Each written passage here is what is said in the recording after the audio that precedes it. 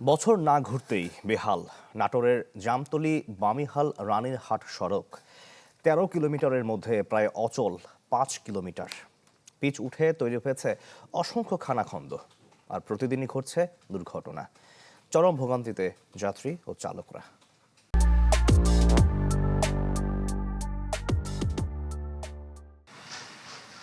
সাড়ে ৭ কোটি টাকা, যে টাকায় সংস্কার করা হয় এই সড়ক, তার পিচ উধাও মাত্র ১ বছরের মধ্যেই। নাটোরের সিংড়া উপজেলার জামতলী বামিহাল রানীরহাট রাস্তা যেন এখন ধ্বংসস্তূপ। ১৩ কিলোমিটারের মধ্যে প্রায় অচল অন্তত ৫ কিলোমিটার, যেখানে প্রতিদিনই ঘটছে দুর্ঘটনা।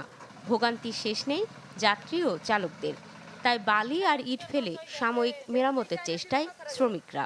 যদি কোনো রোগী নিয়ে যেতে লাগে, সেটা ডেলিভারি রোগী হোক, অসুস্থ রোগী হোক, সেই রোগীগুলো আমার তো মনে হয় জামতলাও পৌঁছাবে না, তারা এখানে স্পটে এই গ্যাপের মধ্যে মারা যাবে।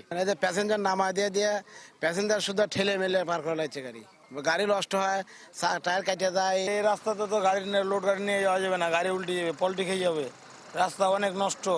শুধু এই সড়ক নয়, সিংড়া উপজেলার বিভিন্ন স্থানে অন্তত 10টি সড়কের দুরবস্থা। অভিযোগ, নিম্নমানের সামগ্রী ব্যবহার ও কাজে অনিয়মের কারণেই এমন পরিস্থিতি। যখন ওই রাস্তাটা করে তখন পিচ দেয় না, মোবাইল দিয়ে করে কিনা। আমরা যখন ওই কথাটা জিজ্ঞাসা করবার যাই, তখন ওই কন্ট্রাক্টর হোক আর ওই হোক, তখন আমাদের উপর রাগারাগি করে। রাস্তা করে ঘুষ খায়, মানে ওই রাস্তায় 1 মাসও জানা। দেখি যে রাস্তা হয়েছে, তার 2 মাস পরে আবার নষ্ট হয়ে গেছে। আমরা চাই যে এই রাস্তা যান ভালো করে হয়। এলজিইডির নির্বাহী প্রকৌশলী অনিয়মের বিষয়টি অস্বীকার করে দুষলেন চলন বিলের মাটির প্রকৃতিকে। জানান, দ্রুত সংস্কারের জন্য প্রস্তাব পাঠানো হয়েছে মন্ত্রণালয়ে। আগের সময় যখন রাস্তাটা তৈরি হয়েছে, তখন চলন বিলের বেসিন অনেকটা নিচু ছিল। আমরা সয়েল টেস্ট করেছি, তো ওই সয়েল টেস্ট করার পরে আমরা যেটা দেখতে পেয়েছি যে এটা ক্লেই সয়েল হওয়ার কারণে এটা প্রতি বছর মানে আমাদের লোড বেয়ারিং ক্যাপাসিটি খুবই কম।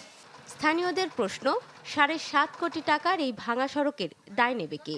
তদন্ত ছাড়াই কি আবার আসবে নতুন বরাদ্দ, নাকি একই চক্রে ফের গিলে খাবে কোটি কোটি টাকা?